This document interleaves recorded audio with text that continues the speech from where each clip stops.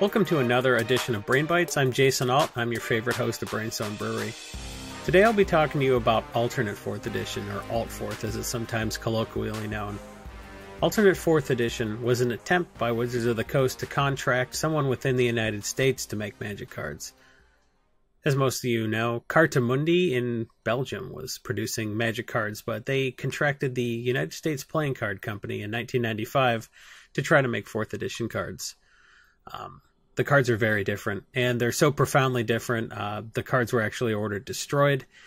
And even though Wizards was contracting with the United States Playing Card Company to make cards for another one of their card games, Vampire the Eternal Struggle, and I think the first expansion of that game also, they completely severed ties with the company in 1996. The details of that settlement are sealed, but we do know that they never really worked together again. There were a few reasons that these cards were ordered destroyed by Wizards of the Coast. First of all, the United States Playing Card Company sprayed this coating on the cards to help them resist being damaged by UV rays, which is good in theory, except it makes the cards not glow under a black light, and we'll get to that in a minute. Another thing is they used a kind of a different cardstock, so the cards are more prone to edge whitening. And that's why Alternate 4th Edition is even more valuable, because a lot of the cards just didn't survive normal wear and tear the way a hardier Cartamundi 4th Edition card would. The United States Playing Card Company's Cincinnati office was the one that made these cards. And even though they were order destroyed, I bought a collection from a guy who said he worked there at the time, and his supervisors just told everyone to take the cards home for free because, hey, we're supposed to throw them away. All they ever produced were starter decks of the set. There were no booster packs available, so that means there are a lot of Alternate 4th Edition basic lands running around, which is great, because I like to use those. Now, if you have a sealed starter deck of 4th Edition and you're not sure if it's regular 4th Edition or Alternate 4th Edition, it's a little bit harder to tell than it is by looking at the physical cards. What you can do is look at the ISBN number, which is on top of the barcode on the bottom. What you're looking at now is the ISBN from both the box that contained all the starter decks and the starter decks themselves. It's very rare to find these in the wild because, like I said, a lot of them were order destroyed and they were sent home with employees who just cracked them and played some Magic and had some fun with them. The physical cards are a little bit easier to tell apart from normal Magic cards, and there are a few ways to do that. Credit where it's due, we owe a lot of this information to Dan Bach, who wrote a 2002 article about identifying Alternate 4th Edition. Now that we know how to identify the cards, it's fairly trivial, and you can actually do a big stack and pull out all the Alternate 4th very quickly.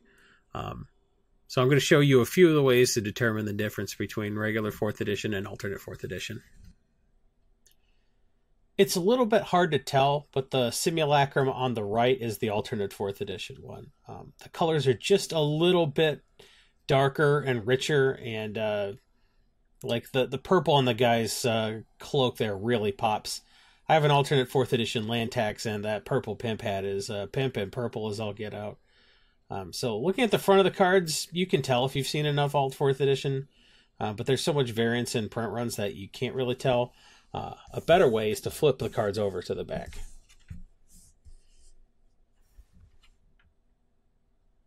Now, I don't know if you can tell, and if you haven't seen it before, but if you do know what to look for, it's clear as day.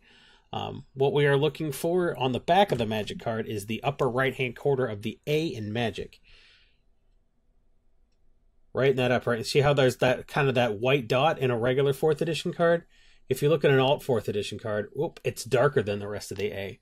All Alt 4th is like that. It's a telltale sign, and it's a very easy way to differentiate Alternate 4th Edition from 4th Edition. And if you have a big stack and you flip through real quick, just look at the quarter of the A, and you can pull out all those cards with the dark A quarter, and you'll be all set.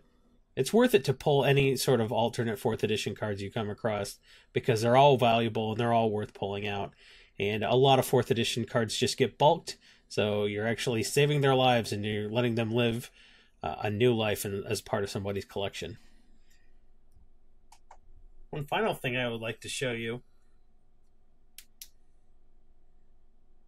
It's very obvious that the first, third, and sixth card are regular 4th Edition, and the second, fourth, and fifth card are Alternate 4th Edition. It's a lot harder to tell with the lights out, but as soon as you hit that black light, you can see the regular 4th edition cards light up because they lack that anti-UV coating. But the alternate 4th edition cards look very dull by comparison, especially those white corners which kind of look purple under the black light. Now you may be asking yourself, is it worth it to pull out 4th edition? Is it worth it to go where there's 4th edition bulk and paw through all of it flipped over?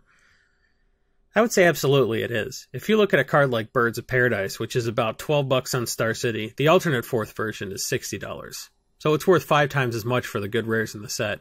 And 4th edition didn't have bad cards. Mana Vault, Felwar Stone, Royal Assassin, Birds of Paradise, Dark Ritual, Swords of Plowshares. There's all kind of good stuff in 4th edition. And it's worth having that stuff in alternate 4th. The people that want that kind of stuff, the collectors, guys whose name are alt, they're all going to pay a premium. I hope you found this little Brainbite educational. If you could, go ahead and like, subscribe, thumbs up, go over to that little bell icon and finger blast that so you get a notification whenever we do another episode of Brainstorm Brewery or another Brainbite like this. Thanks so much for watching, everybody.